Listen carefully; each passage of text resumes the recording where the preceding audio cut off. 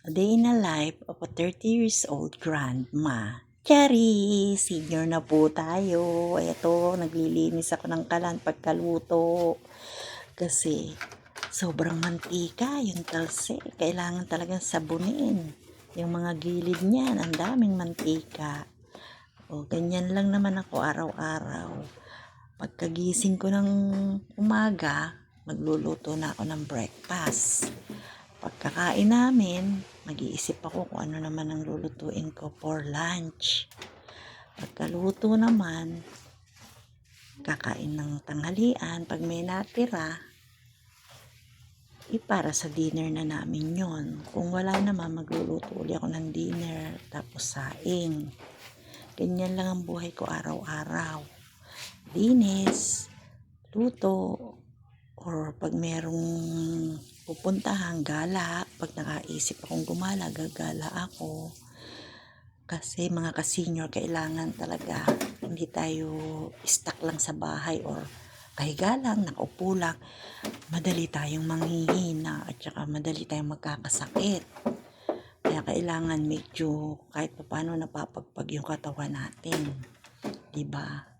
Sanay ako, ganyan ako kasi 39 years old lang ako nung mabiyuda. 3 yung naiwang anak sa akin.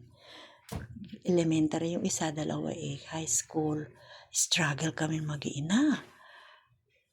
Tulong kami mag-iina. Ano man yung hanap buhay na pwede naming ikabuhay. Nagtinda kami ng kung ano-ano. Tulong kami.